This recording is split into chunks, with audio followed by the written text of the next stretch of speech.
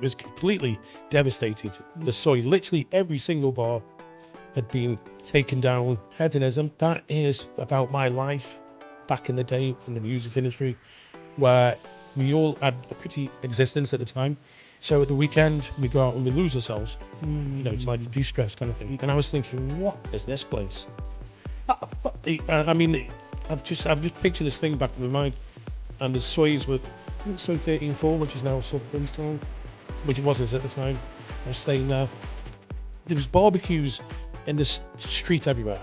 So it created that sort of mist, smoggy, and it was half baking. Life begins at 40. I'm going to disagree with this. Life begins at 50.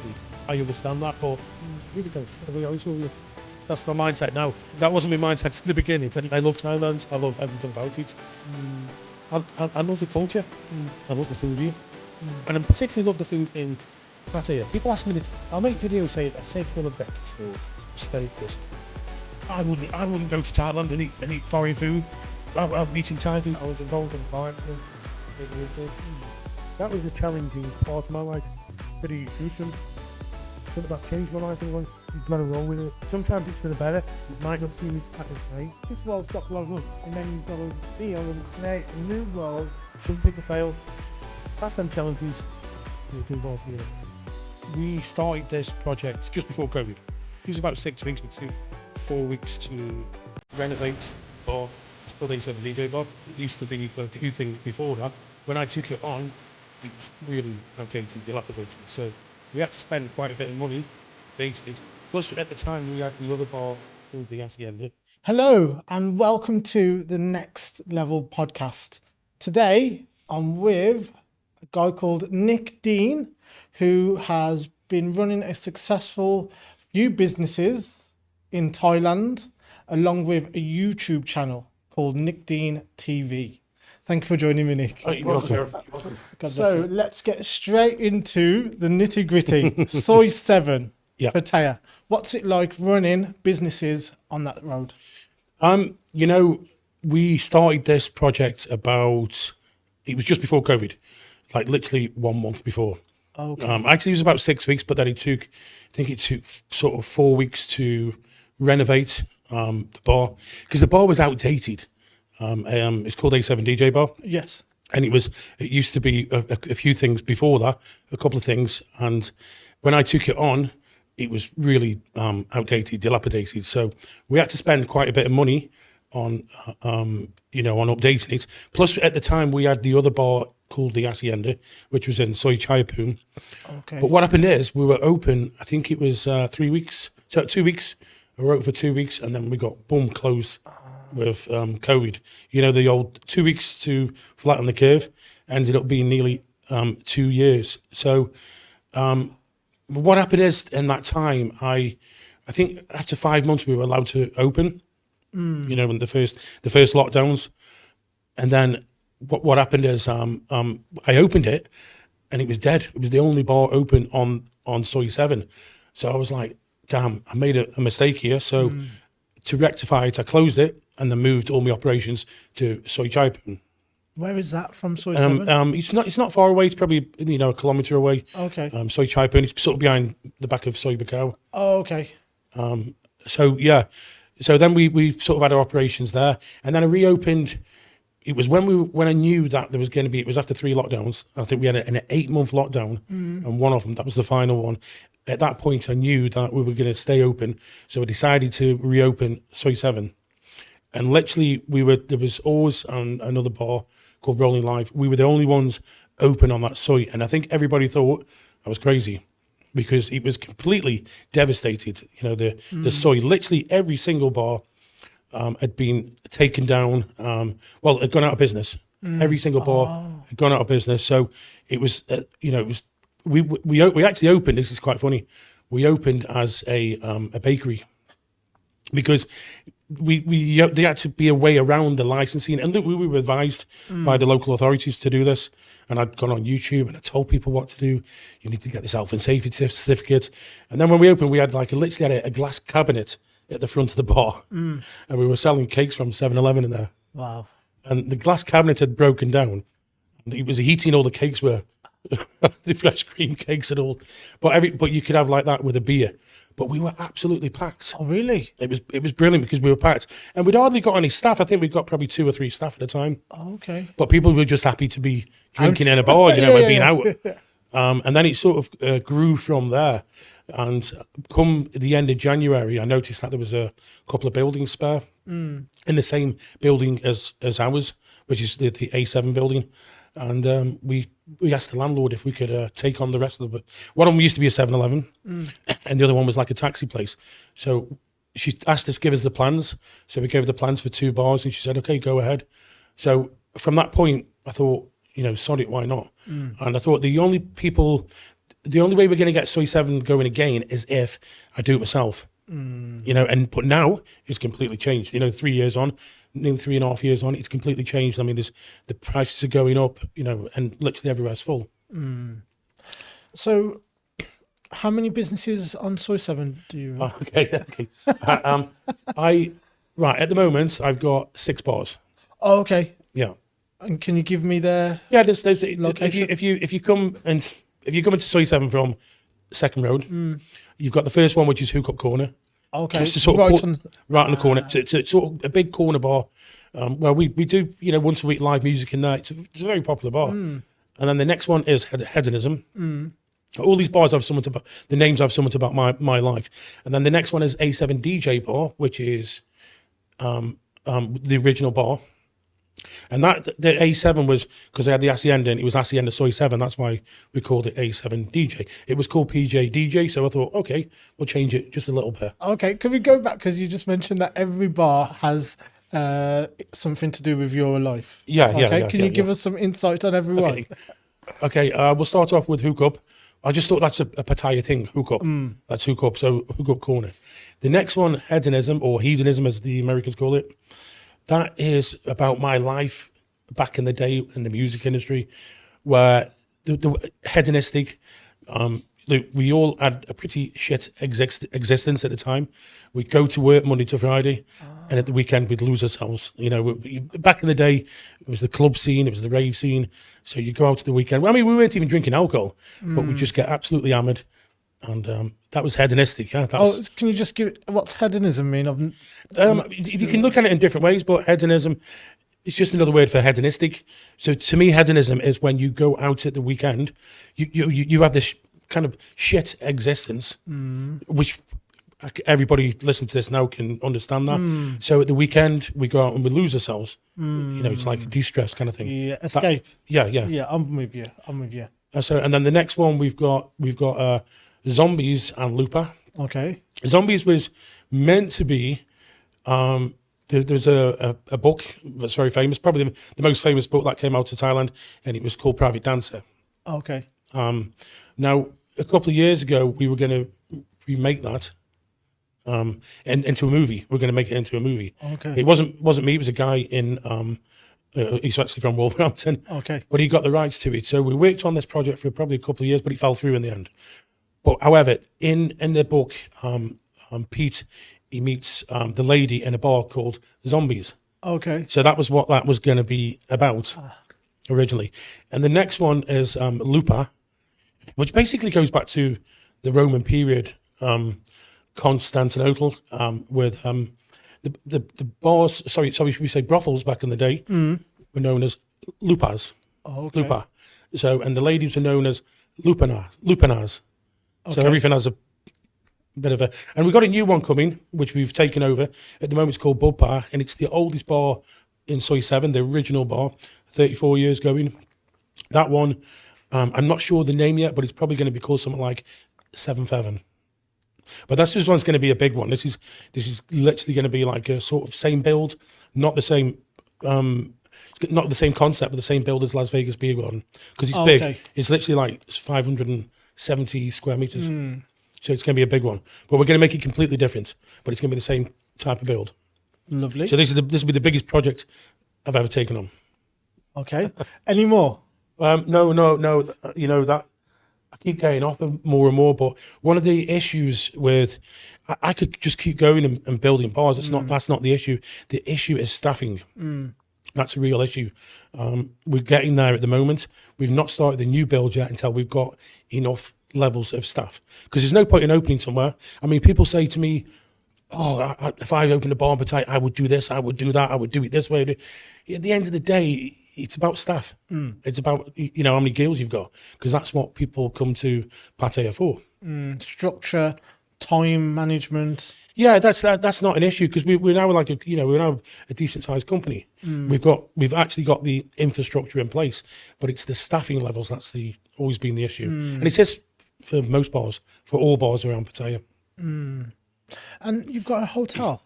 Yes, I forgot about that. Yeah, I forgot about that one. We've got the A7 hotel, which we've had now for over 2 years, and with that one. This one was probably the worst thing I ever took on. Really? Because I never knew nothing about hotels. And it's only a small hotel, but I say small, it's 36 rooms. I've been there, I know exactly what you mean. But this was an absolute, honestly, an absolute nightmare. And the last sort of 4 or 5 months, it's actually turning a good profit. And I never expected that.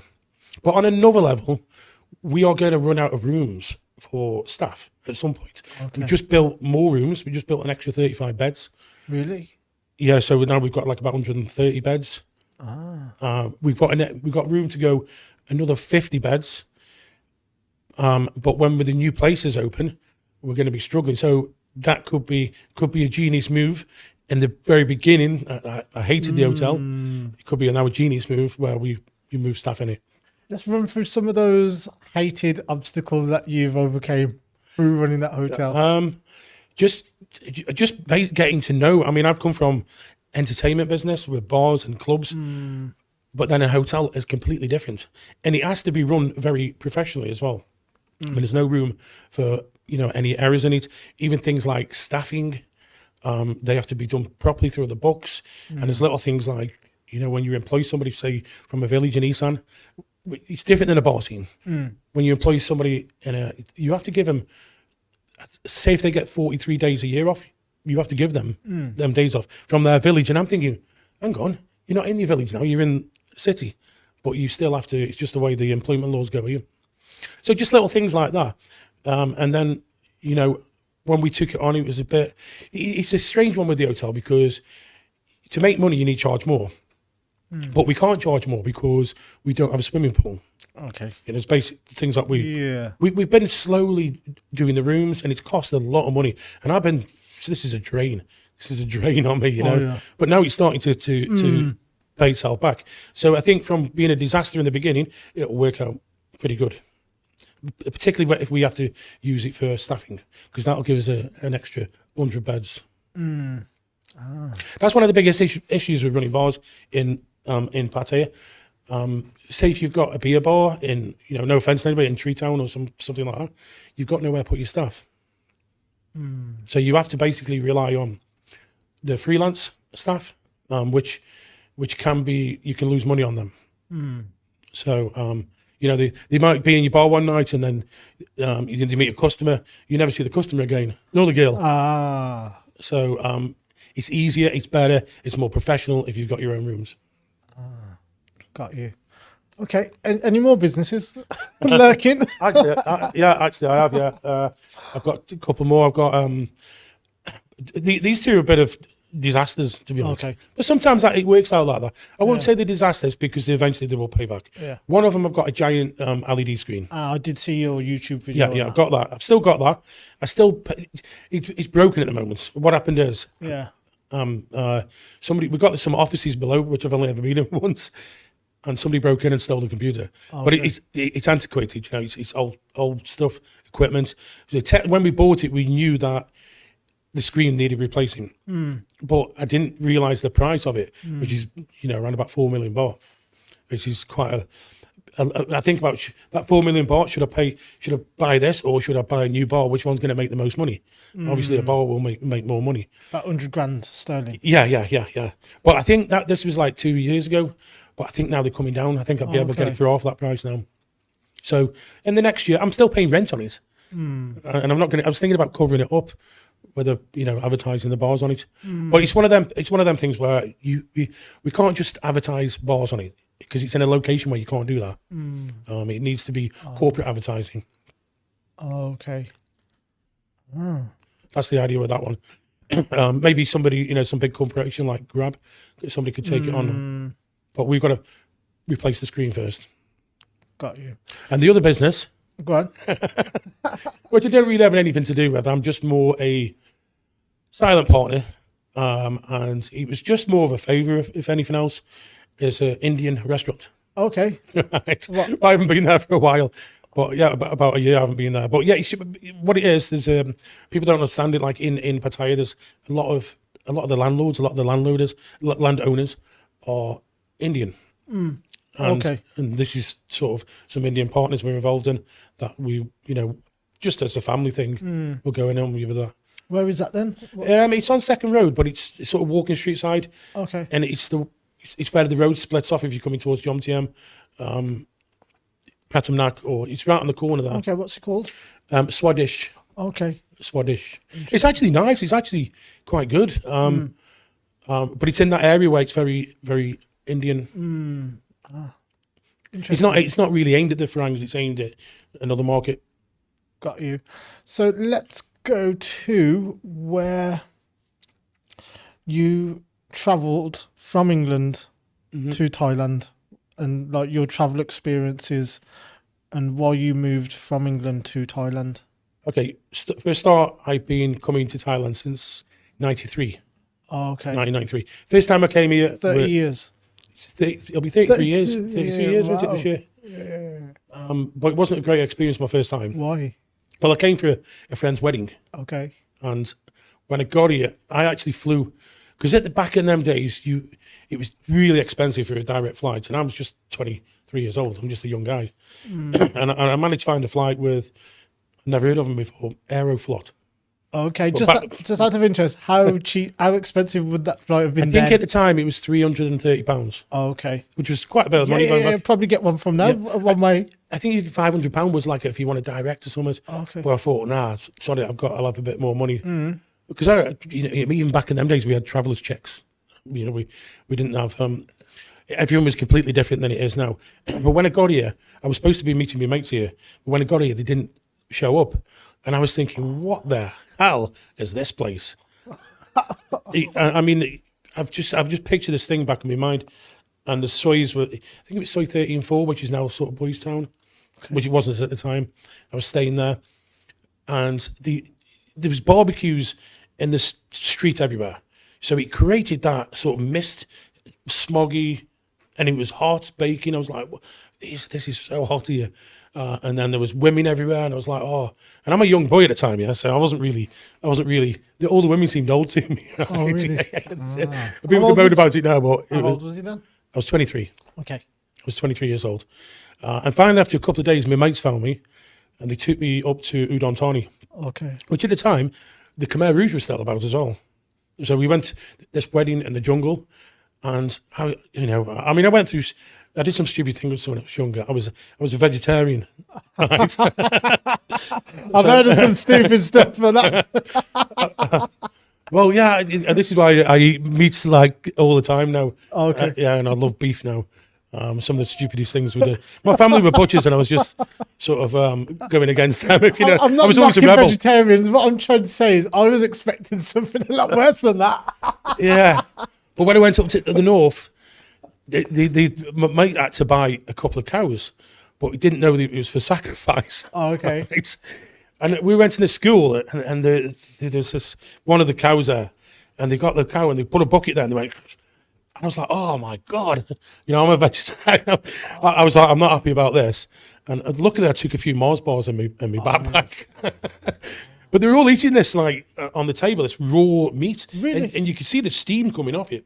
This is real, genuine. This is 33 years ago. Wow. Up in Udon, probably more towards the Lao border. I can't remember exactly where. But that was... And then I remember, I don't know, maybe it was Laucao or something, we got really drunk. Oh, yes. And this is a funny story. My mate on the stage, and I just went, he was just about to get married, and I went, mate, you're making a mistake here. And he went, boom, and he headbutted me. Really? Right? So I got back up on the stage and we're both brawling.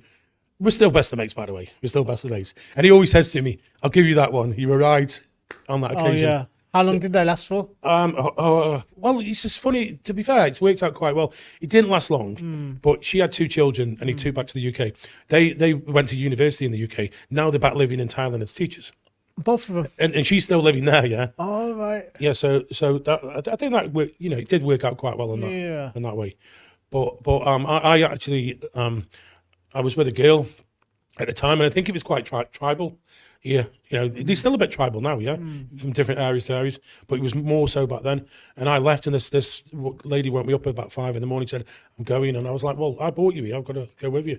Next thing, I'm on this school bus, and everybody's looking at me. The whole bus had turned around.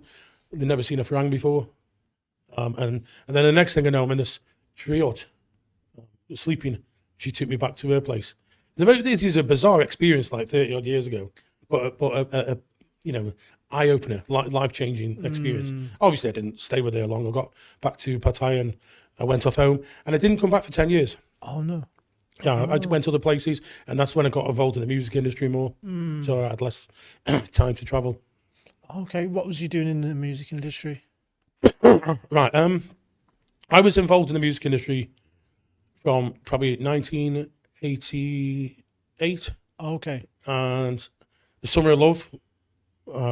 I'd be through in that. But it's basically the rave scene, the old rave scene. But I actually got involved in it around about 91, 92. Okay. Which was when it went from the warehouses to the clubs. Yes. It went from being completely illegal, which is very punk rock nowadays, to being legit. And that's sort of when I got involved in it. I was a promoter.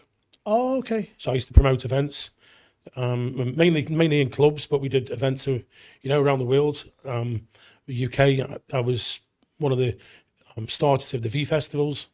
Oh, okay. The V festivals. With the dance scent, I was involved in Greenfields, all of them.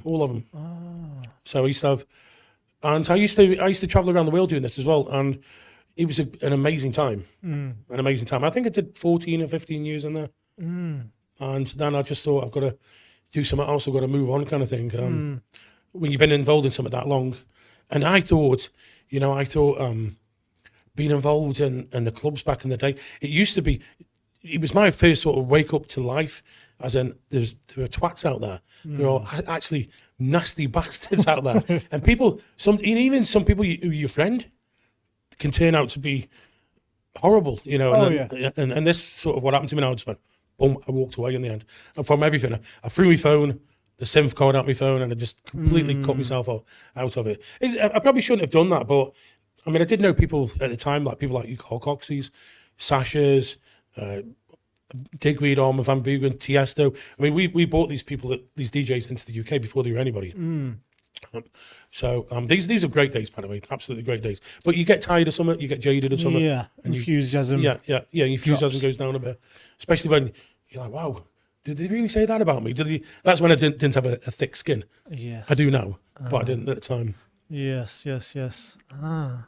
What are some of the most memorable moments throughout your music career? Oh, there's plenty of good ones. I mean, one, I wasn't involved in this, but I just went along with it.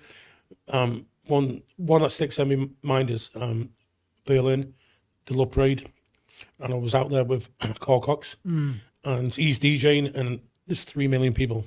How many? 3 million. 3 Where? million. And Berlin, the Berlin Love Parade. Berlin, yeah. But Germany, yeah. There's 3 million people. 3 million. That's insane, yeah. I think that was in about 98 or 99. Never heard no one say any numbers like that before. Yeah, massive numbers, incredible. I think now he probably still gets 1 million, but he was massive back in the day. 3 million people. And you imagine being on a stage and seeing, but it actually went back in different streets, different. Okay. So it was like a massive. It's just unbelievable. Like Reading or Glastonbury, huge. But way bigger. But it's on the streets.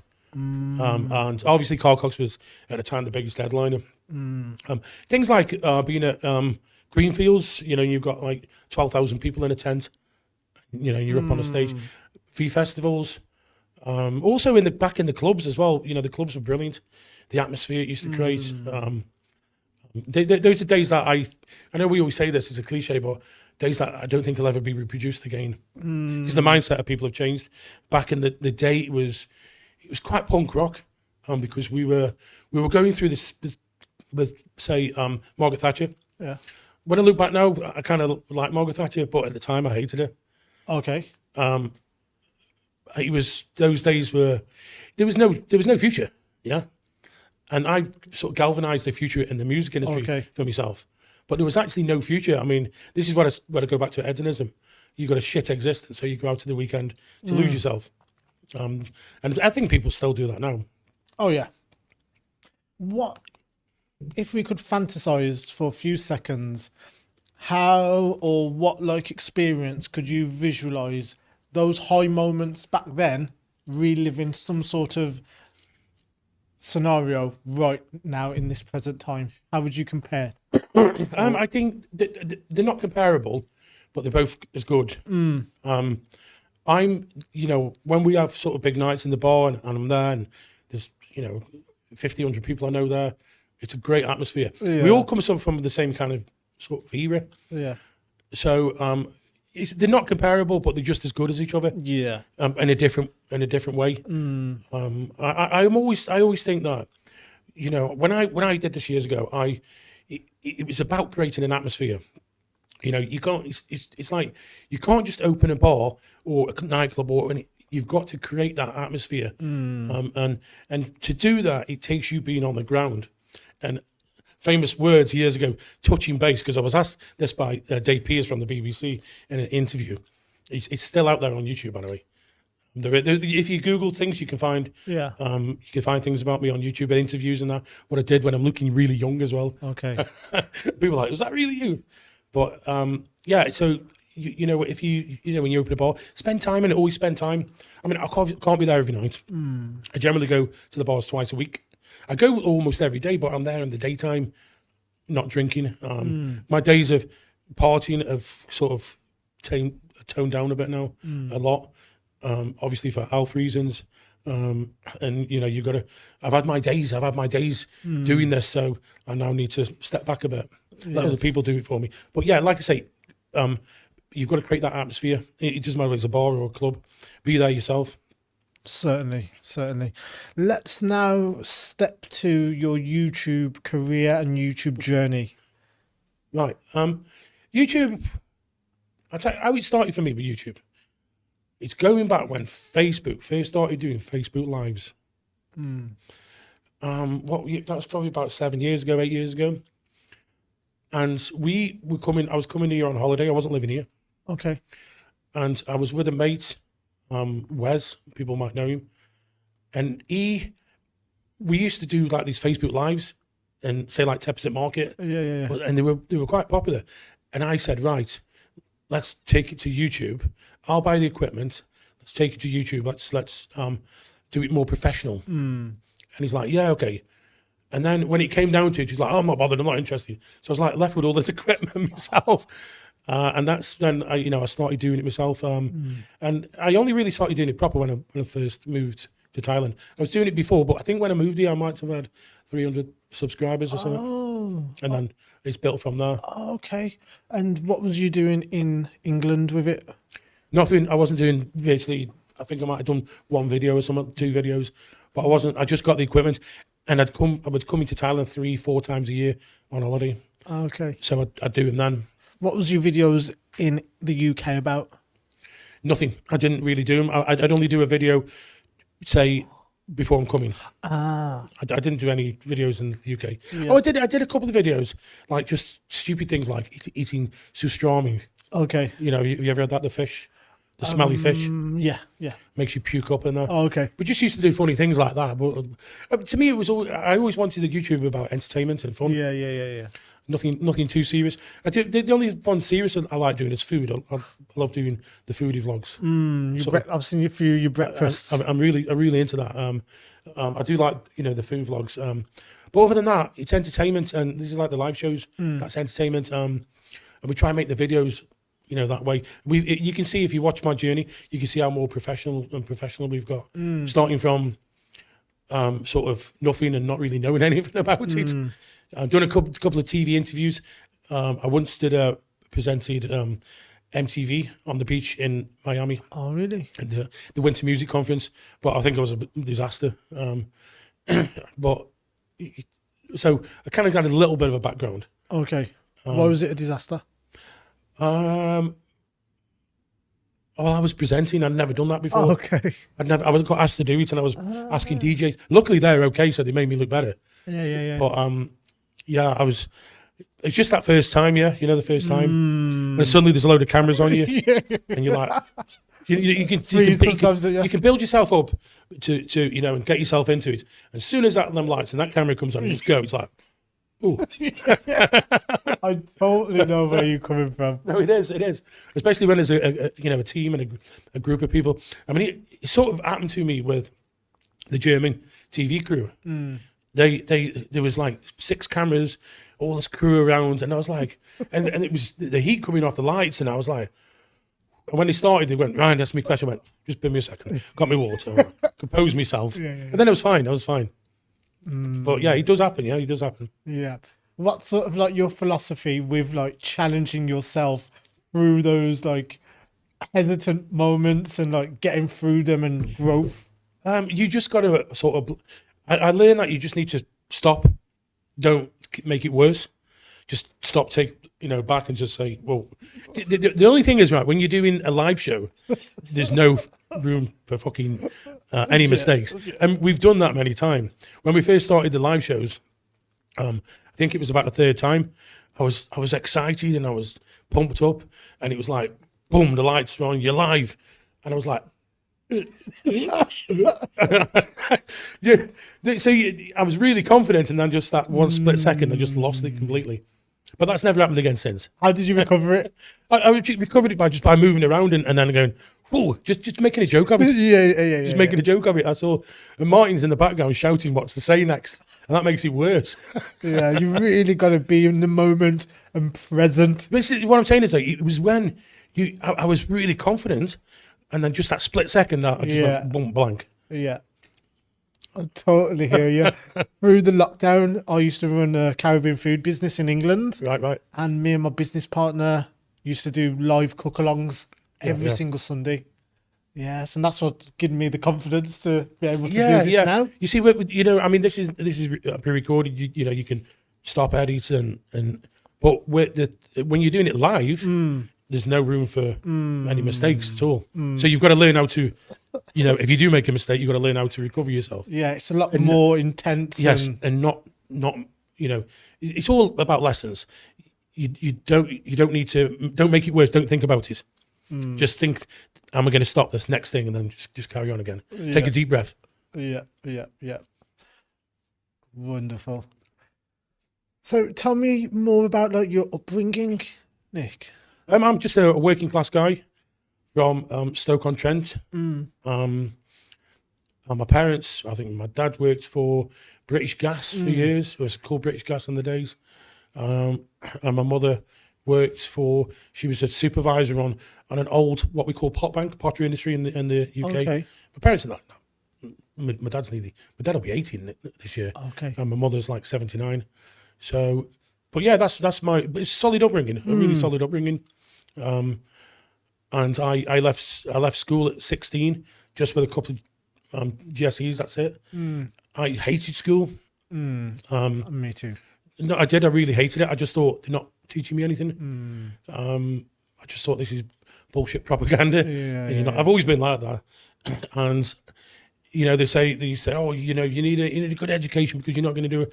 I've been all right in my life. I've always been, it's down to the person, and what you do with your life. But I've always fallen on my feet. Yeah. And I think that's because you know what to do next if something goes wrong. I mean, we are living in a precarious world at the moment. I'm not going to get into conspiracies, but look at the world, it's in a right mess. And look what we've just been through with the lockdowns. So one thing we've learned about the lockdowns, they can just turn everything off just like that. So what we're building now, if it went tomorrow, then there's no point in getting depressed about it. So you just got to kind of move on and get on. Yes. And that might mean starting something else up again. but this is challenges of life. Certainly. Optimism. Yeah, look, I'm a positive guy, and I surround myself with positive people. I don't like negative people being around me, because I always think that there's you'll find the people at the top are very positive. Yes. And the people at the bottom are very negative, and you get attracted to either positive people or negative people. And the ones who are attracted to negative people don't really do anything with their lives, and they're just miserable and sit there moaning about everything. Whereas the positive people do something. So just remain positive. It's all about energy, Yes. I'm into that sort of thing, positive energy and frequencies. Yes. I like to explain it as like you can be Mr. Problem or Mr. Solution. Yes, yeah. So the more you can just go, right, problem, challenge, solution. What's the solution? Yeah. The faster you can grow and overcome the problem. You see, people who you'll notice, and this is a good learning curve, and this happens as you get older. You say like me, you're running quite a business here, quite a big business. You actually become the problem solver. Okay, we've got a problem here. Calm down, everybody. Well, let's have a think. Let's step back and think. That's the more you get in a business, the more easy it becomes in a way. Does that makes sense? Because you employ more people to sort them problems out, and you become the problem solver. Everybody can be freaking out about something, and then you take a step back and let's have a think and let's see what we can do here. Yes. So can you give me some insight into how you used to look at problems and challenges, like maybe before like your entertainment career, when you said your skin wasn't as strong as it is now, to how now you view challenges in that like timeline of growth? I think it's like it's learning, isn't it? It's life learning. You become more confident. As you get older. I think in the past I probably was a bit short tempered. And I might have walked away from problems. I think we can all do that sometimes. Yeah. Oh, it's not my problem, but as I've got older, I'm able to think more clearly and solve things. And I don't want to be, I don't want to put any younger people off here. But as you get older, you do sort problems out better. You face things better. Yes. And I think now I'm more relaxed than I used to be. I used to be quite up, probably a bit of, I don't know, ADHD or something. I think everybody's got a bit of that. Yeah. Faster. Yeah. Yeah. But as you get older, you become more relaxed. Life's about challenges, and I know that we've got a lot of challenges ahead, and we all have in life. So it's how you handle it when it comes to it. And like I say just before, if it all goes to shit now, then so what? It's been a big learning lesson, and we just carry on after. Yeah. Like some of the most challenging times I've gone through in my life have gave me the most experience. So now I welcome them. Yeah. I look forward to putting myself in the fire to get burned. Yeah. And go, right, I'm healing, I'm rejuvenating, I'm getting stronger. This is going to build a better character. Exactly. If you don't go, you need to go through these experiences in life to learn. Because it's a big learning process. And the more challenges you face and the more you overcome it, the stronger you will become. Yeah. And this happens, this is what I'm saying is, I don't want to be patronising, but it happens as you get older. As you get older and older. I'm 55 now. I feel like a 25-year-old. And I do. I know I need to sort myself out a bit better, but I feel like a 25. I've got the mindset of a 25-year-old, but with that experience, that maturity. So, I think most people as well, they become more wealthy as they get older. They say that life begins at 40. I'm going to disagree with this. Life begins at 50. When you say wealthy, what do you mean? In many ways, you can be wealthy in financial or wealthy in knowledge, relationships, everything. It becomes more experienced. You don't want to become cynical. And a lot of people, you can go two ways here. You can go, more wiser, or you can go more cynical. Yes. And I think I'm more wiser. I'm not cynical. I could be cynical, but I'm not. And I think cynical can be negative. 100%. It's like you're holding on to those grudges and those problems and those bitter past like learning curves rather than taking them on board with a student mentality, Yeah. learning and pushing forward. Yeah. So a lot of people, they start businesses 1, 2, 3 times or fall in love 1, 2 times and go, right, nah, that's not for me. Yeah, exactly. And they're that burned, Yeah. that scar's so deep in them that they can't move forward. You've got to get over that. Okay, sometimes, say, let's talk about a relationship. Say if you're in a relationship and it's gone wrong, particularly the first one you have, it really cuts you up when and you do become a bit cynical, but you've got to get over that. But at the same time, you also need time to recover yourself. Yeah, you need time to think, sit back and think. Where did it go wrong? Was it my fault? Was it her fault? We're always going to blame the other, but you've got to take the responsibility yourself sometimes. Okay. 100%. All the time. Yeah, of course. All the time. I messed up here. So don't become too cynical. Move on. You'll find the right person. I mean, I don't know why people hunt for girls and relationships. If he's going to happen, it'll come to you. That's what I've thought for the last 20 years, and it has done. So I would don't become too cynical. As my become wiser. Student mentality. Yes.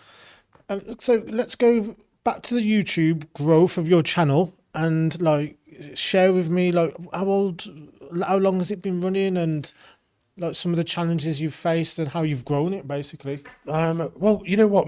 When it comes to growth on my channel, it's been very organic. There's been no like spurt. We've now got nearly 41,000 subscribers, but if I look, I mean, I study all YouTube channels, I study everybody's. I see some with like 150,000, 100,000. They're not getting as many views as me. Oh, okay. So, I'm still averaging around about 15, 20,000 views per video. Probably more than that, actually, if you add in some of the bigger ones. But my channel has grown very organically. And it's also brought a really good, loyal following of people to the channel, which has turned into really good customers and friends. So we've actually, I don't look at it as, I look at it as a community. Yeah. And we've built a really solid community, and that's worth anything, I mean, the amount of people I've met through YouTube is far bigger than when I worked in the music industry, or far bigger than anything in my life. And of course, there are some idiots out there, but the majority of people have been absolutely solid, really, really good people.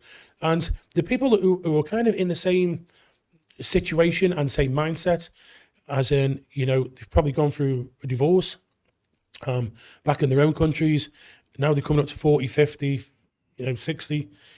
And obviously everybody's looking outside, they're coming up to retirement or looking for something different to do. And it's found a community like that. And I've got a members area, and there's just under 400 members in that, which has been the same for like 4 years now. And them in them members areas, I can't believe some of we've got one of Britain's top plastic surgeons in there.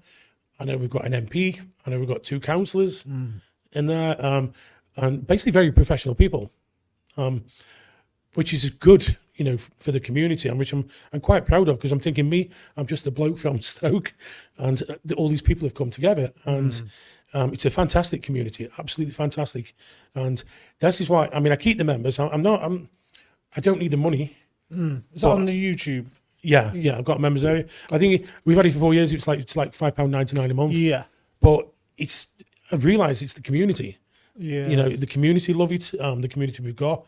Some of them, there's about 350 of them people that have been there for 4 years. All the time they've been there.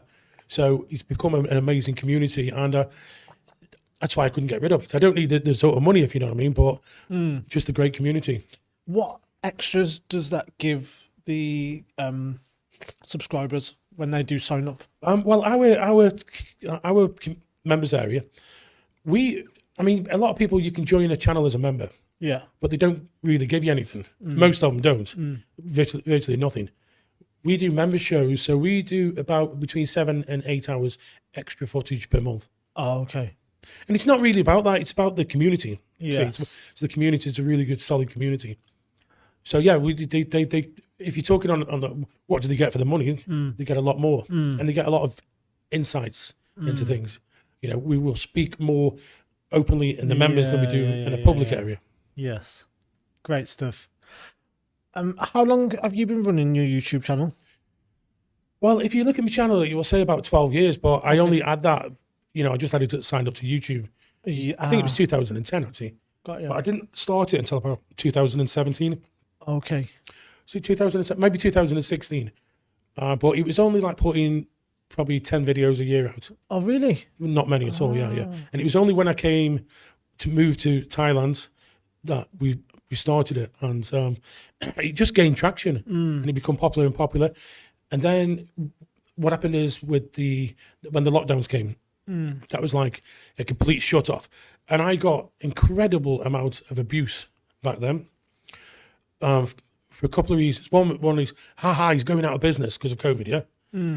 I mean, these people, like, they're not thinking like, oh, he employs loads of people, Thais and that. Oh, you love Thailand, but you want to see him finish and, everybody go out of work. But also I did make an antagonizing video. And I'm proud of that video because I'm so correct, right? And it's still up. The 500 comments who are attacking me, they've deleted the comments, which I should have screenshotted them. And what it was about 3 weeks before the lockdowns. I basically said, it's a scam. And, but the video is called Coronavirus Gives You More Bang for Your Butt. Right? And what I meant is that is stop spreading fear. Because, and I do say it, the fear you're spreading at the moment, you've got to be careful because you can put the world in a perilous place. And it's an absolute scam. And it's all about getting a vaccine in you. And I got, the vitriol abuse I got was, I've left it there and I think I'm right. I still think, no, I know I was right what I was saying at the time. Wow. And people say, oh, you're only saying that because you've got a business. No, I'm saying it because I know it's a scam. They tried it 10 years previously with, what was it? The swine flu? Well, it was a little test run. So, it's just these things are money making, the pharmaceuticals. It's just about money. So yeah, that video is still up there. You can Google it. Coronavirus gives you more bang for your butt. Wow. One of my previous guests, Tony Hughes, I had on, and his channel got totally sacked off because of one of the videos that he put up regarding COVID. Well, back in the day, you got to be very careful. They're not so bad now, but they were shutting people down. I mean, that first year, was it 2020? I spent 9 months in Facebook jail on Facebook. They were just shutting everybody down. I was getting 3-month bans just for saying it's a scam. And I strongly I'll stick to my words there. It was a scam. And people have come up to me and said, I know you got a stick at the time, but you're correct. It's worked out, you're correct. Sometimes when when you put your head out there, you're going to get shot. Oh, 100%. It's just like we spoke a little bit about it earlier on, about like putting yourself out there with your channel and putting your authentic self out there. Yeah. It rubs people up the wrong way. Some people ain't going to like it. When I first started, I had this mindset of I wanted to get on with everybody, which I still do. Of course I do. And I didn't want any, cause any problems, any animosity, but then, after a while you realize that you can't please everybody. No. You've got to please yourself. And don't even try. Even try. So now I'm just myself, and I get that people are not going to like that. I understand that, but I really don't give a fuck. I'll be honest with you.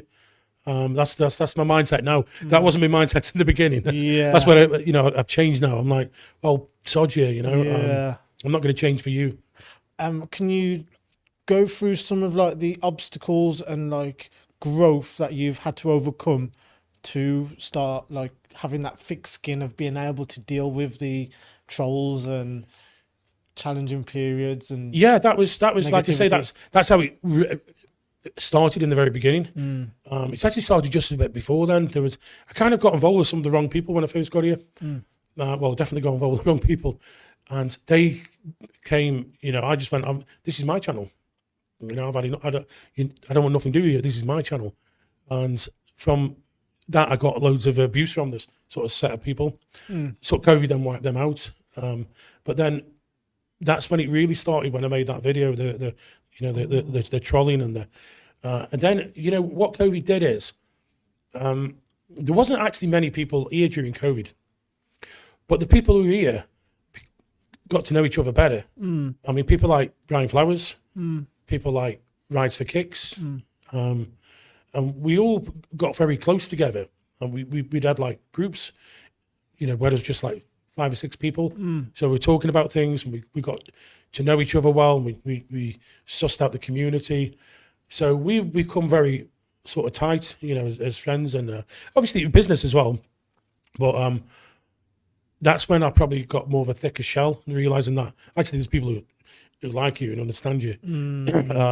Honestly, now it's water off a duck's back. The only thing, I had a chat with Brian Flowers about this the other day, and he said, the problem with trolls is they can't find nothing on you, so they make up shit. Right? That's the only, I've had it where, he beats his woman up. It's like, he drops off after a while when people realize it's not true. But they come out with all kinds of crap. Oh, he's a drug dealer. Yeah. He beat somebody up. He beat this woman up, or it's just, he ripped somebody off for 3 million baht. Yeah. He's a scammer. But it drops off because people realize it's not true. But the thing is, it's like, to me, say there's an incident in the world, the mainstream media are really good at this. They will say something's happened, they will throw mud straight away. And people see that first time and they believe it. Yeah. They believe it. Worst case scenario. They go for the worst case scenario, and a lot of the times it's believed. Yeah, of course, because if they throw that mud out there, then it drops off after a while. But shocking. That's their job. Yes, of course, yeah. Shock. Yeah. But the amount of now I've got used to that now. It doesn't bother me, because the people I know now, I probably didn't know so many people back in the day, back 3 or 4 years ago. But people know who I am now. People know what I'm like, and I know what they're like. And when somebody says something about them, I know it's not true. Yeah. So that's where we're at now. Yeah. So they can keep trying. They can keep trying to do what they want. I mean, we do live a life where we're in the public, so we have to be very careful what we do, because people are waiting for that first. The British are the worst at this, right? I'm a British guy, but we're the worst at this, right? We love to build somebody up, then we love to knock them down. We're waiting for that moment they fuck up, so we can attack them, and we're terrible at it, and that's what I feel like, all the time. I mean, I hardly go out anywhere, I don't. I go to my own bars a couple of times a week. If I go out, it'll be outside the area, because I'm thinking. I mean, the other day I'll share a little instance. I went out with a friend, and we went to a restaurant, and as I got his daughter, 3-year-old, on the bike with me, on a motorbike taxi. Yeah. And I picked her off the bike and got around, went in the restaurant. And one of the girls behind said, "There was a guy filming you." And I'm thinking, what are you doing filming with it? Why? Guy, you just saw me get off the bike with a little kid. There's a group of us. I don't, just things like that. And then you asked him? No, because I was told after, I would have done, I'll be honest with you. There's a little kid there. What are you filming a little kid for? Crikey. But, so that's just an example. So you've got to be, but then again, I've always said it, I put myself out there, so I've got to expect it. Yeah. I'm not complaining about that, but some things to me are sort of no. There's got to be, there has to be some boundaries, but with trolls, there is no boundaries. And God give people's mouth, so is there free will to speak and use it, so you got to let people be who they are. I was reading watching some, I forget the name, there was some sort of YouTuber, he's actually quite good, but he does like sort of, not podcasts, but, and he was speaking about YouTubers in Thailand. And he did actually made a really nice comment about it. He didn't say much, but he said, Nick Dean in Pattaya. He said, I don't get it. He's a really nice guy, and why do people give him so much shit? And, that's what he said. And that's the only thing he said. He said, I don't get it. But, I'm in Pattaya. I'm a YouTuber. We're pretty successful. So we're going to expect it. I get it. I get that. Yeah. But like I say, it's just making up the complete bullshit. But now he drops off. They can say what they want. Oh, yeah. So what are some of the most other challenging periods of your YouTube career that you faced and you thought, that's it for me? It's a challenge all the time, because now I've got Martin working with me full time, which is a relief for me, because I'm so busy and so. Look, I love YouTube, and it's become it's like a hobby. It's a hobby, and I love being creative. What's challenging is always coming up with content. you know, and you don't want to be repetitive and boring. Bringing Martin on has like lifted me up a bit because I was a bit jaded last year. For doing it for years, you know, you get a bit jaded. But Martin coming on has picked me up. Yeah, that running partner, isn't it? Yeah. Having a running partner, man, it makes a world of difference. Absolutely. You know, this is why I always say, you know, I'm writing a book at the moment. All right. But it's not going to be out for probably 5 years. I don't know. But I'm just trying to get it, all the stories in place. Okay. Which will be 90% people won't know of it, but that are not on YouTube. Do you want to give us a little teaser of one that springs to your mind that you'll have in the book? Little story. I talk about. Oh, no, I won't say that one. Go on. No, I want to save these for the book. Okay. I'll give you one of. It was just after the final lockdown. Yeah. And I was getting. I mean, I do have a work permit, but I didn't have one in the lockdown because it's expensive and there's absolutely no point. So it was January. I think somebody grasped me up. But it was January 2021, and I'm walking down site 7. Next thing I know, I got busted by about 10 immigration officers. Yeah. Like for working without a work permit. I'm like, hang on, I spoke to you last week. I'm sorting one out, you know. And then they sort of got, I probably shouldn't say this, but they didn't lock me up in a cell or anything like that. They put me in their offices, and there was some news agencies contacting me saying, don't arrest him. He does really good for Thailand. He's a YouTuber, and they actually ended up letting me go. Yeah. But I'm going to go deep into that story in my book. I can't go into it now because I don't want to get in trouble. Yeah. Totally. But yeah, it's just something like that. Yeah. And this actually, in a way, this actually did good for me because you get to know these people. Then you know you get to know people within the system. So yeah, I don't know if I think somebody grasped me up. I wasn't even working. I was walking down the street, and I do have a work permit, but I'm thinking, do I need a work permit because I don't actually work? I'm going to be in another country and I'm controlling things from my phone. So in my opinion, I don't really need one, but I do have one because I do want to pay taxes and we pay. I want to be in the system as well. But at that point, just after the lockdowns, I wasn't. Yes. And I kept saying, I'm sorting mine. They're like, don't worry, Nick. Next thing, bang. So with like traveling to Thailand, why did you choose Thailand to come back after 10 years? I tell you what, originally because in 2005 to 2008, I lived here. I was a scuba diver instructor. Yeah. I'm a master scuba instructor, and I lived in Pattaya. I just split up in a relationship, like 6-year relationship. Okay. I was living in Manchester. My girlfriend was half Thai, half English, but she was really totally English.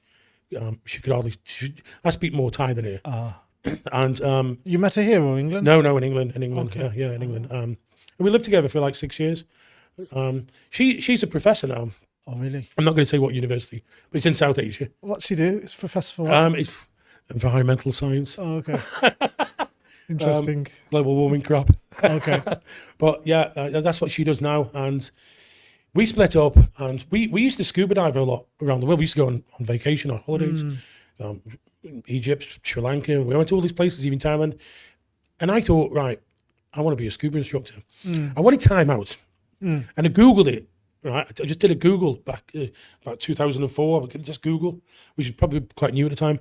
Best place to learn to become a scuba dive instructor in the world, and it come up with Pattaya, Thailand. Oh, really? Yeah, it was a place, Mermaids Dive Centre, CDC Centre. So I went there, and it was a 6-month course, but I made it last for 2 years. I got injured. I wasn't getting out on enough dives because you were out drinking, just being a normal lad. But I managed to get through it, and then I went and lived in PP. And then the collapse of 2008 came, and my dad had a big heart attack, and my mum and dad said, can you go back home? So I went back home. That was in 2008. And I didn't come back for I came back, but I came back to live another 8 years later. Once I settled things over there. Okay. Tell me why you continue to live in Thailand. I love Thailand. I love everything about it. I love the culture. I love the people. I think the people once you get to know the Thais, they're quite, they're quite deep. They're very communal people. The Thais are. Don't piss them off, because then you're gonna have problems. But they're quite. I like the way the Thais are with the sort of. They're very nice to you. You know, I don't think Thais, unless you piss them off, Thais haven't got a bad bone in them. I love the food here, and I particularly love the food in Pattaya. People ask me, I'll make videos say I've done a breakfast or a steak or something. I wouldn't go to Thailand and eat foreign food. I'll be eating Thai food. It's like, shut up, Luke. Right, you come here for 2 weeks of the year. I live here all the time. Yes. And one of the reasons what is good about Pattaya is the food on offer is insane. Yes. You know, people say about London or New York, whatever, cosmopolitan.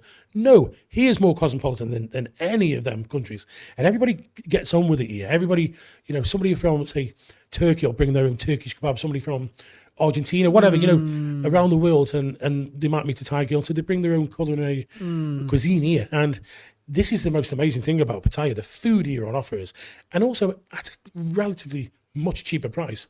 Certainly. Reel off some of your most favourite restaurants. Oh, I don't like to. Look, I like a lot of restaurants. If you want it for steak, What was you going to say? You don't like to? I was going to say I don't like to have favourites Yeah. Okay. because I do have a lot of friends in the restaurants, and I don't want to, if they're watching this. Their feelings. Yeah, but I'm pretty brutally honest, to be honest.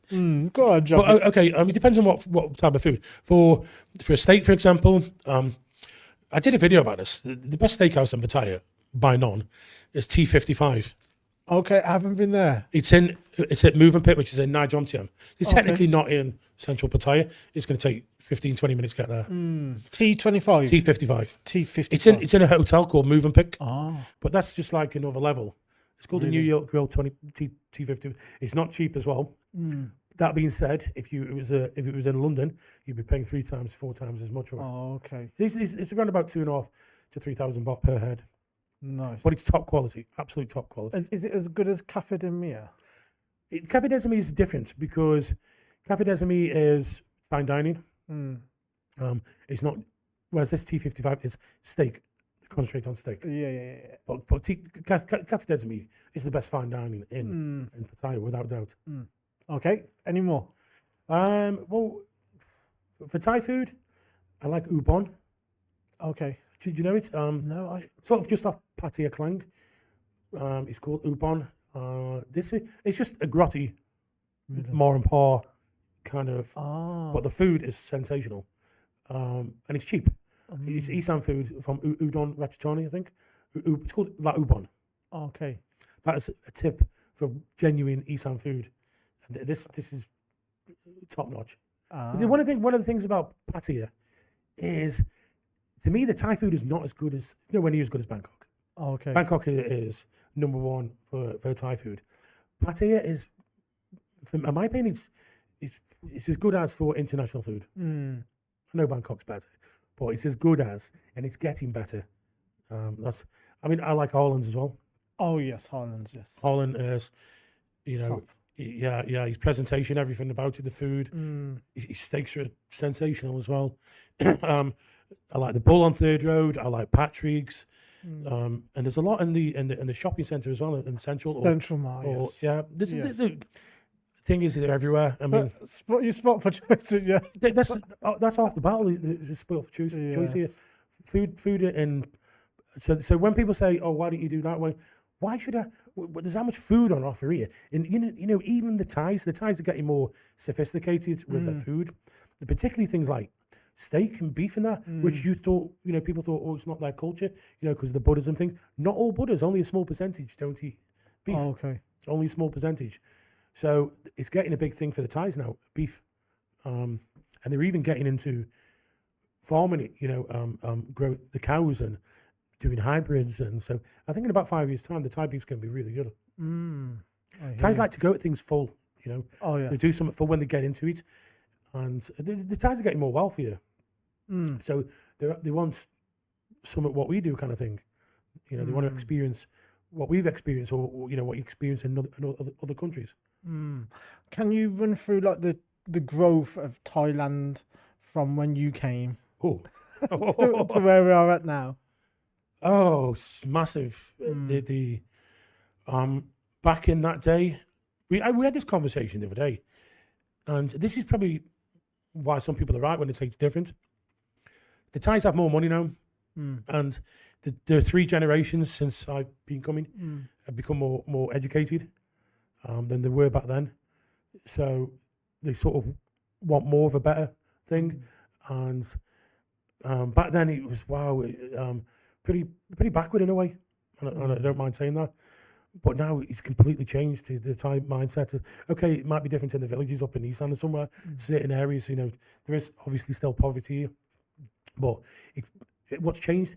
A lot of Thailand's now lifted out of poverty. Now a lot of people will say, "Well, that's because of Farangs coming here and putting money and sending it back up to East End," and that, which is complete there's a little factor in that. Yeah.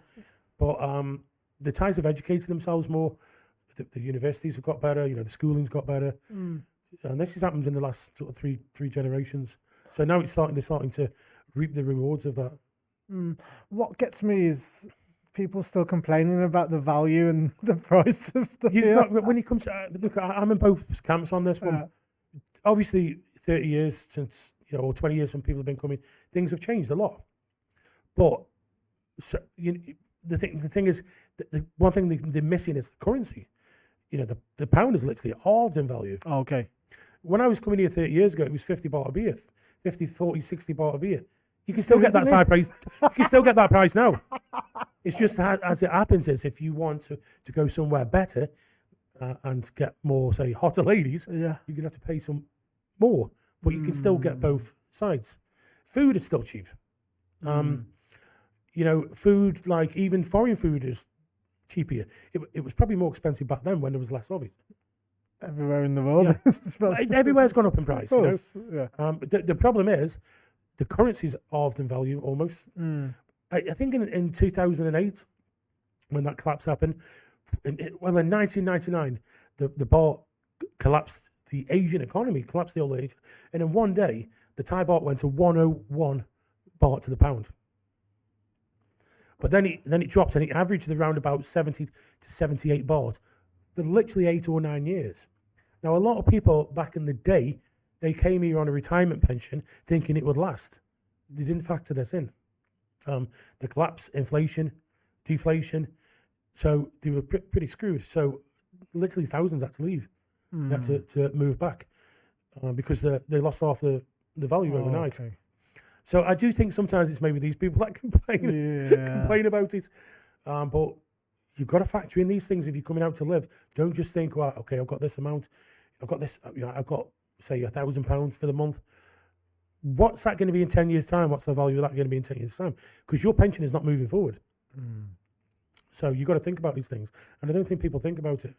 But I don't think it's gone, okay, of course it's more expensive, but I don't think it's gone more expensive. It's probably kept in line.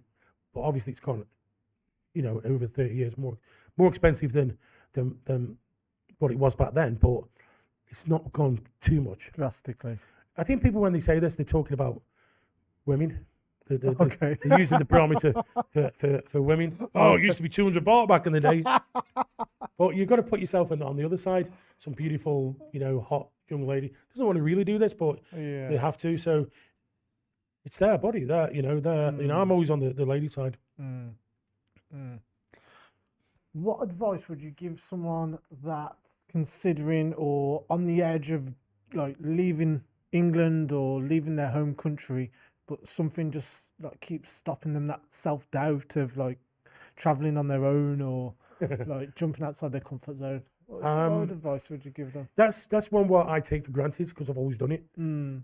Ever since I was 21, I went, boom, I've had enough. I'm going to see the world.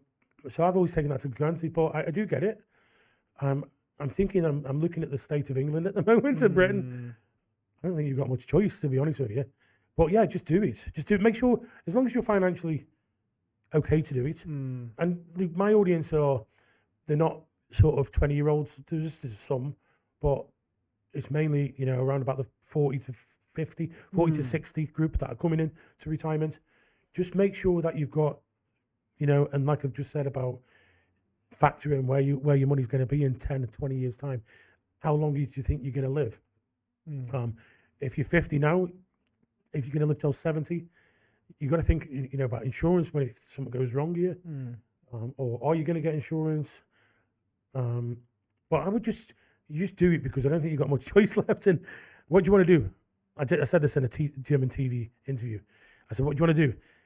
Come that winter, sit in front of your fire, costing you an absolute fortune, keeping yourself warm, or come here and it's far cheaper and life is far better here. There's some things that are weird here, like back in the UK, I love the summers in the UK. You can't beat a British summer, especially if it's warm. Yeah. And them long, dark nights. But here, 6:30, literally all year round. Yeah. But you get used to that. Yeah, You do and get that's used to why that. in England it's so more appreciated Yes. and valued because you don't get much of it. Yeah. We do. I mean, this, January, February in the UK is just the worst. Yeah. The worst months of the year. Grim. Yeah, very grim.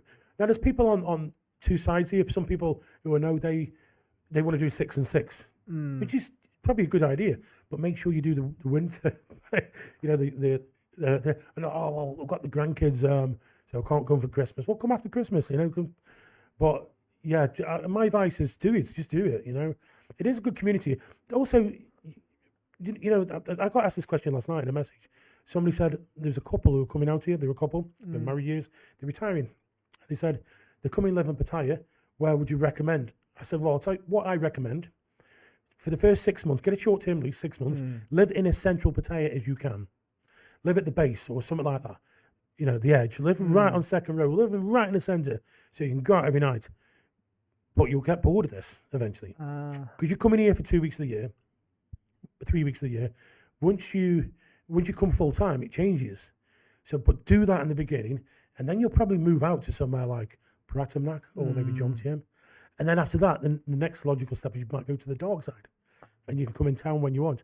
But I always say to people, live in the action in the very beginning, 3 to 6 months, and then so you blast your socks out, you do what you want, and then you get sort of jaded with it a little bit. Oh, I need a bit of relaxation now. I'm getting a bit older, a little bit of peace, and then you can come in town at the weekends or whenever you want. So that's my advice to people moving here. What sort of ratio do you estimate that when you talk to people day in and day out that are totally happy that vacating to Thailand was the best thing or one of the best things I've ever done, to the opposite of because I had one guest on here, Mike, and he says he's never heard no one come to Thailand and say, wow, I wish I never bothered. I'm going to say the same thing. I'm going to say I wondering where you're going with that question then, because I'm I was trying to rack my brains who's coming in. There is coming people who have failed. Don't get me wrong, but they've had to move, because of the situation. Not that they wanted to. Some people might get burnt, by anybody who gets burnt, then it's your own fault, really. Business females. No, females. Yeah. Females. Say for example, you just retired and you've got a nice nest egg. The last time you met a girl, and come on, it happens. This sort of happens. Would not put anybody off having a relationship because Thai women are amazing, but just always be careful. Always be careful. But yeah, people who come here to retire and to live here, the only thing they might get jaded with is sort of living. I know people have moved to up north or moved to Hin or moved to Phuket or Bang Saray, somewhere close by, like Irish Party moved to Bang Saray. I think now he's in Sriracha. But nobody regrets it. Yeah, if Pat, example, he's just gone back to Ireland for a couple of weeks, and he's like, I can't wait to get back. So it's like, Pat, it's only 2 weeks. 5 days. 5 days I went back home to England, and I was looking forward to coming back. Yeah, the first 48 hours are pretty good because you meet people and that, and then after that it's like, the last time I was back, it's like £6 a pint. Yeah. And it was 9:30, and the lady's going, can you, last orders were closing. I'm like, it's fucking 9:30. What are you talking about? We're just going out in Pattaya. £50 a massage, £45 a massage. Now you'd get literally about 20 hours. Yeah. In Thailand, maybe more. Yeah. Depending on where you go. I mean, I just did 10 to 15. my last video. If 20. you saw it, was a massage video. Really good video actually, and that was about $28. But that was the full works. It was your nails, ears, everything. That in the UK would be over 100 quid. So yeah, everything is everything's much cheaper here, and it is. But that being said, it can be expensive to, depends on what kind of life you want to live here. You can live, people say, how much do I need to live on? It's like, it's a loaded question. Well, how are you going to live? How would you want to live? Yes. If you want to live like a king, then you're going to need a lot of money. If you're going to live, but you can live on a cheaper budget. But I would suggest that not on a too low a budget, because you just become miserable, and then you start attacking people like me. Oh yeah. Well, like my rent's like about £250, and then my electric, it's no more than £300 anyway. Yeah, a month. That's a swimming pool, gym, sauna there. Yeah. I mean, I own my own place, so which was I got slagged off 4 years ago, but it was a good move because in the lockdowns I had 2 rents to pay on the bars. Yeah. And if I'd had to pay a rent on I'd have been screwed. I'd have been gone. But I had no rent to pay because I own it. So that was a very good move quite a few years ago. So when you I've got a little bit lost for questions. So what's some of your like most memorable like YouTube moments, or like moments with like fans? Oh, I hate using that word fans because I look at them as friends. No, I do. I think what do they call it in Thailand? They call it FC's. Oh, okay. Fan club. Okay. That's one of the times going. Your FC Nick, football club. What are you talking about? But no. I look at them as friends, or subscribers, whichever you want to talk. Basically, some of the nights we put on, some of the most memorable nights, and it's hard to think at the moment. But I'll just give you an example. Like last month, we went to Phnom Penh in Cambodia. Okay. There was like 12 of us went, and we had 15 of us turned up, and we had a party in a bar, and it was just absolutely electric. And everybody who went is never going to forget that night. But we've done many things like this. We look, at the end of the day, it's all about a bit of fun as well. Yeah, we've got to have a bit of fun. Can't do it every night, but we have a bit of fun. That's why we're here. We sort of go back to the word hedonistic. We're being hedonistic. We are enjoying ourselves. Yes, we've got to enjoy yourself while we can. Look, I'm 55. What have we got? Another 10 or 15 years of really enjoying myself, if I'm lucky. Obviously, you've got to tone that down. I like to be on the scale of the optimism and delusional side. You got another 100 years left. I doubt it, but I wouldn't want that if I was going to. It depends. To me, I'm looking at life as being able-bodied. Okay. If you're not able-bodied, then I'm just thinking, well, what's the point? I like to go out and I like to travel. So yeah. We've just been in. Where were we? Oh, Bangkok. This was an absolutely brilliant night as well. So we do these memorable things every now and again. I mean, I remember the very first meet night I held, which is on Soy Bacau. It used to be a place called Extra Bar. That was memorable. That was because I think I got 3,000 followers at the time, and we were like, okay, let's put a night on. Let's just see. It was absolutely packed, and what a night! And there was no women, but it didn't need any women. Okay. It was just. It was just a bit of a football thing, really. Not football, but lads enjoying themselves being. But that was a memorable night as well. Yeah. There's hundreds of them. There's hundreds of nights where I could think that are memorable.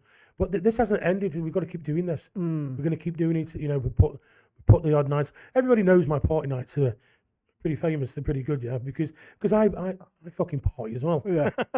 I'll have to come down one of the nights, man. I party, and that's why I come back to you've got to be there yourself as well. Not all the time, but sometimes you have to. Let's talk about like your travel and like what's the other country that you'd live in if Thailand wasn't available? That's a hard question, but at the moment, I am kind of liking Cambodia. It just seems to have that bit of a raw edge to it that Thailand had probably 30 years ago. Oh, okay. I mean, it's modern. Don't get me wrong. It's modern. The capital, Phnom Penh, is very modern. But it's got that raw edge to it. You know, a bit Wild West, Yeah. which I kind of like. When you say Wild West, could you go a little bit deeper into that? Things are easier. Business is easier. Yeah. Business it seems easier. Yes. Yeah. I mean, you know, if you look at I consider myself entrepreneur, which I've always done. People like me have been pushed out of the UK because of taxation, regulation. It's like as if it's just left for the corporations now, and the little man can't make it anymore. That's what they want, isn't it? This is what true fascism is, when the corporations take over. So these countries are still, you know, these countries that are going to welcome entrepreneurs are going to benefit.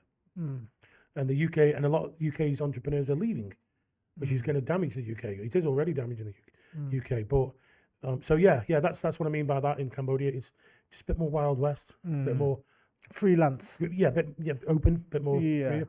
And they're sort of welcoming you know, people like us. So that's why I kind of like it. But maybe in 30 years' time they'll become jaded like the Thais. Yes. I hear But you. Thailand, don't get me wrong, Thailand is still good. It's still good. It's still the best place to do business. So how about some countries that you haven't travelled to yet? What's on the top of your list? Well, I'm hoping to go to Japan in the end of June. This is my plan now. I'm going to start traveling more, and I definitely want to go South America. You know, Mexico, Peru, those areas. I definitely want to do that. I've traveled a lot in the world, but there's some places I haven't been to. I haven't been to Australia for a start. Oh no!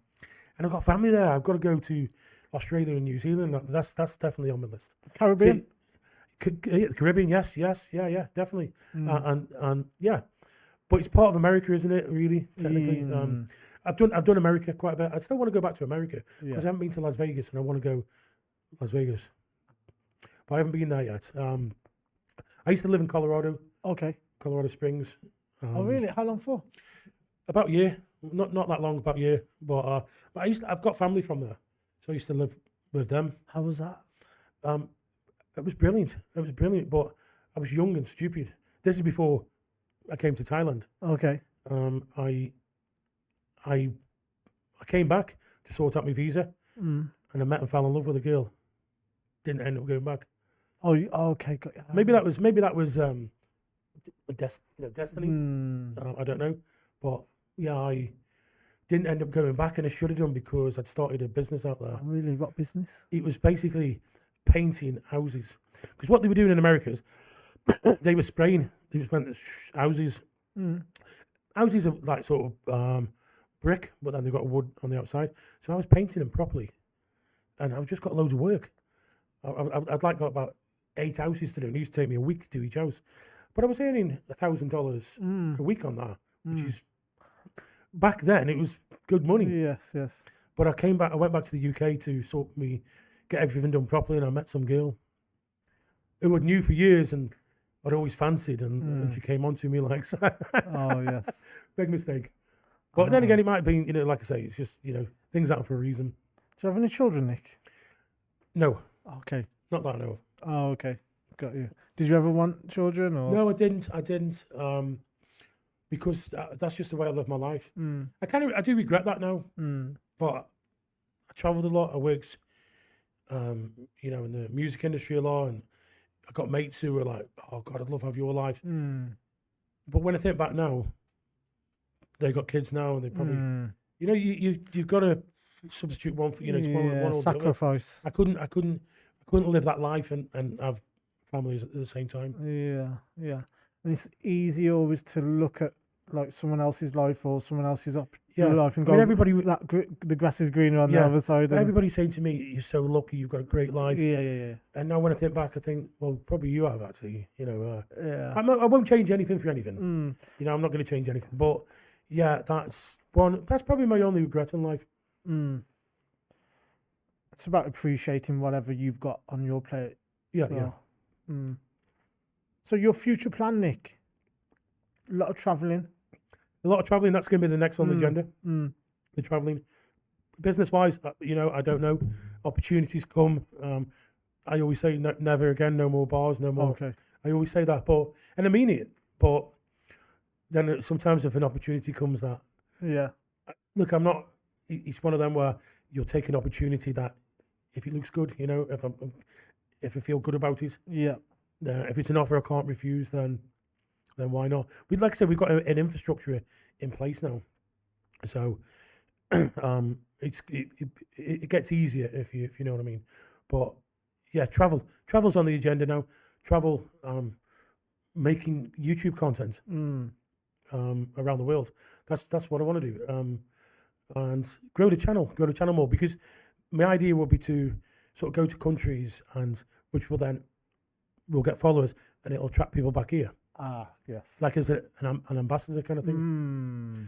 Okay, it's going to cost me a fortune, but I'm enjoying it at the same time. Exactly. I'm enjoying it. It's a win-win. You can't, you can make money, but you can't take it with you. The last thing I want to be is the richest man in the graveyard. Yes. Totally. So what would be, if I gave you a magic wand right now, what would be like your ultimate 5-10 year like ultimate accomplishment?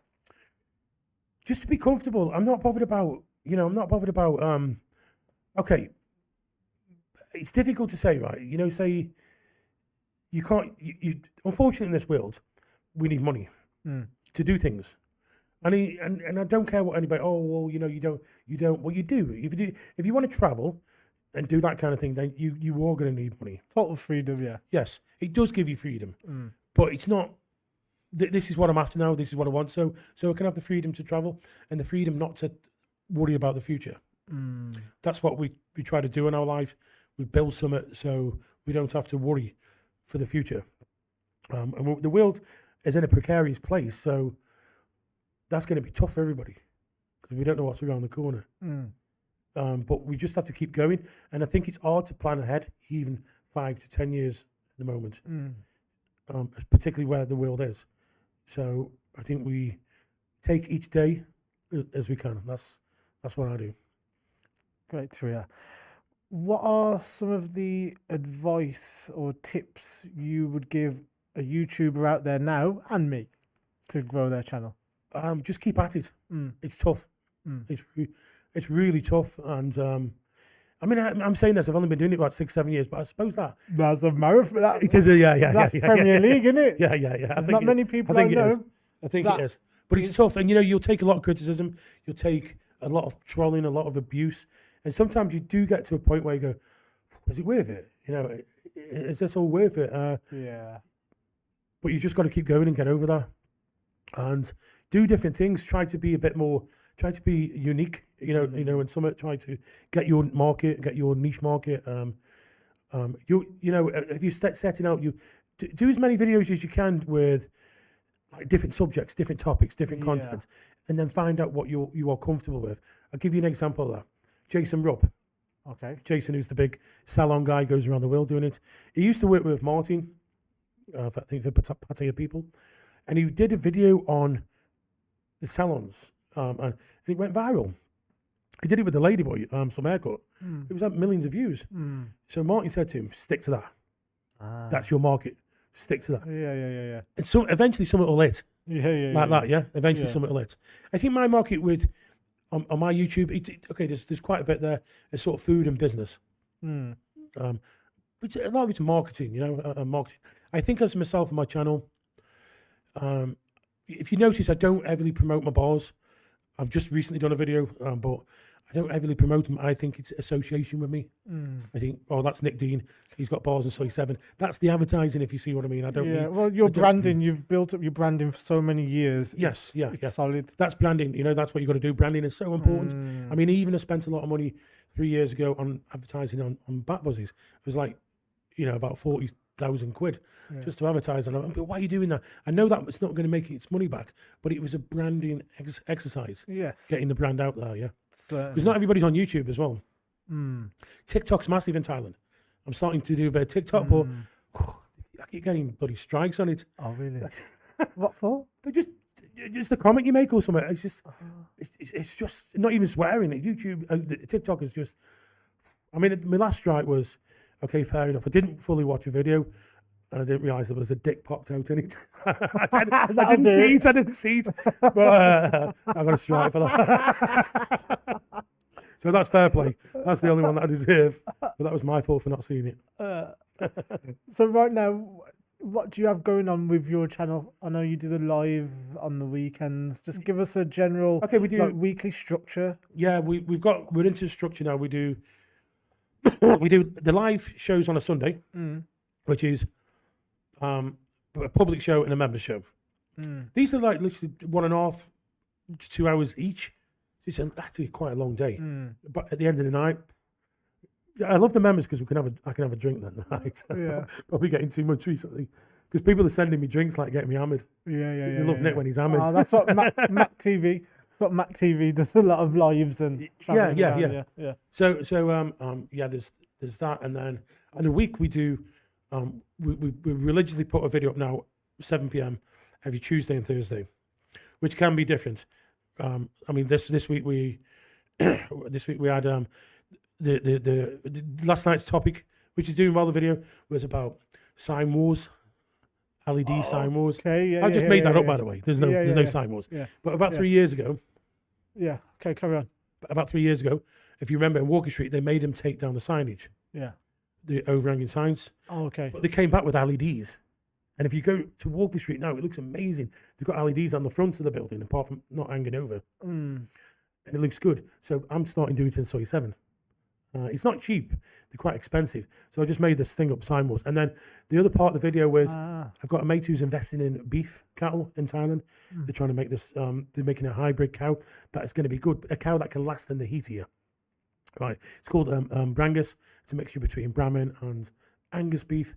And it's just this project I'm sort of like, you know. And this is what I mean about the Thais. They're getting into changing things. They're seeing how things are done in the rest of the world, and they want a piece of the pie themselves. So that's what I like about the Thais. They're quite looking forward. You know, they're innovative. Well, they're not innovative, but they'll copy something that they'll bring it to their own country. So the subjects can change. The Tuesday video was a salon, me having a massage, so they can change. But most of my channel is mainly a bit of news. People tend to like the news because with me having a business here, I do get sort of inside information or people coming to me. Like, for example, a bar owner, somebody's building a bar or a restaurant. I say, let me come along and film. Oh, I don't want to film yet because it's not done. I'm like, no, film from scratch. Totally. People love it. People love that story. The roots. Yeah. And then see, and that's, you know, I did this with Las Vegas Beer Garden Complex, and it's, you know, it's really taken off. So this kind of thing is what people want to see, and that's sort of what my not channel. Just everything perfect, everything's done from the start. When it goes wrong, of it. I'll be doing that with my new place when we start building it, which I think we start building in June.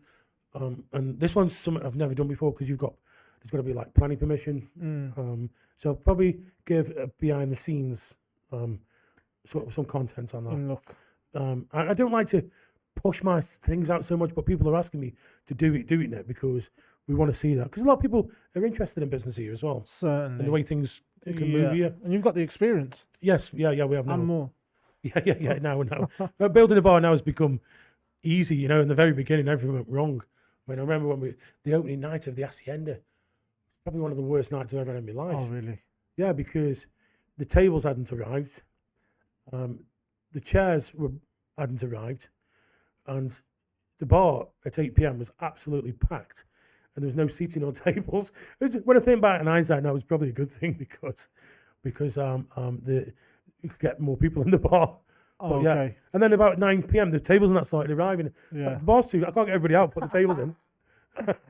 Have any of your family members ever travelled to Thailand? Yeah, my mum and dad, yeah. Oh, okay, cool. What do they think of it? They've not done it for a while because they love it here. They like it here. They've not done it for a few years because my dad is not able to travel now. When I was last saw him, I said, "Luke, you know, you should just come in business class. You know, you've got enough money. I'm not paying that price." I said, "It's all right. When you pass away, I'll use the money." Whoa. And he does, or but he's still too ill to travel at the moment. Okay. But my mum will. I plan on. I hope that maybe in the future, my mum will come live here. I think my grandma lived till she was 95.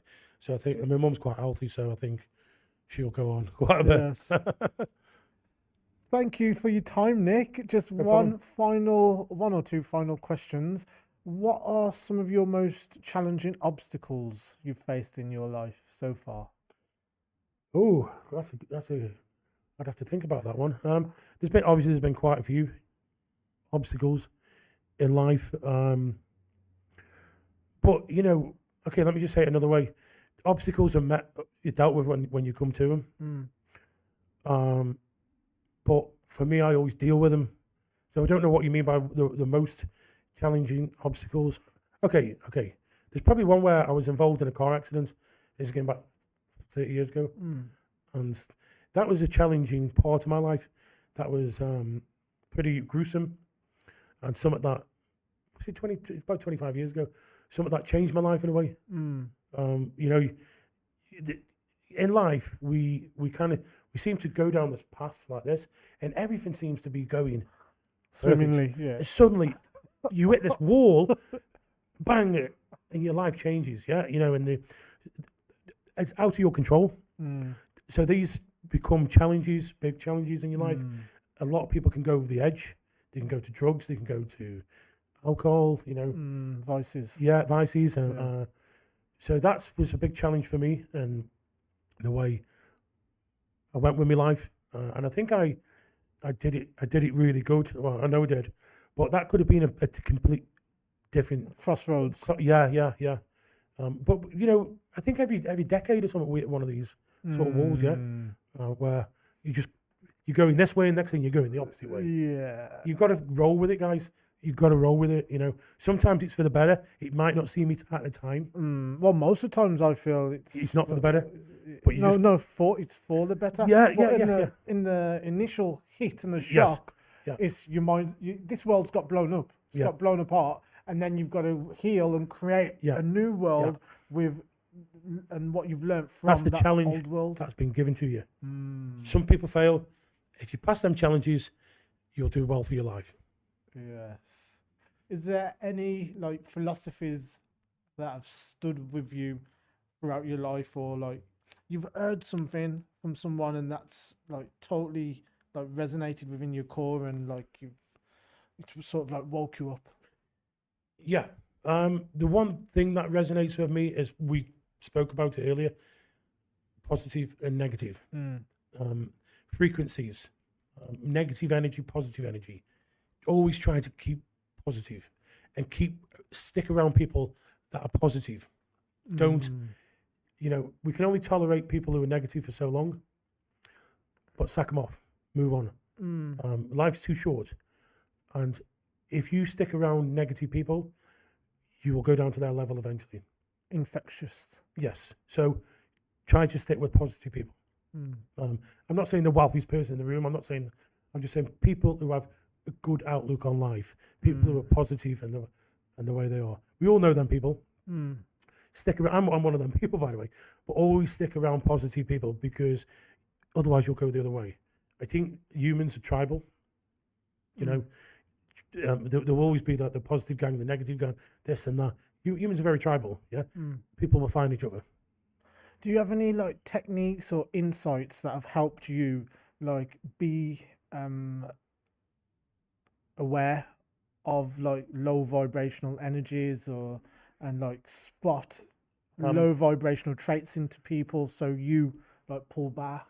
I always spot it. I'm open with everybody, don't get me wrong, but if I find somebody too negative, I'll veer somewhere else. I'm getting older now, maybe in the past I've gone, right, I can change them around to me, to my now I've gone past that. I'm like, I haven't got the time. Life is going too fast now.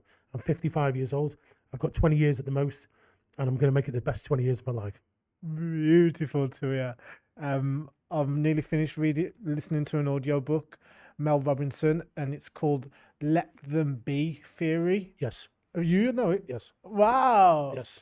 You listen Let them to be. it? No, but I know the theory. You know what I'm saying. Yeah. So whatever bullshit's coming at you, however people are showing you them to be, let them be that. Yeah. You know, there's Let no them need be. to fight and No, argue exactly. and like try and total change them. Yeah. Look at influencing them, Yeah. but let them be who they want to be. I mean, we've always got to help people though as well. Mm. You know, people who are less fortunate than us.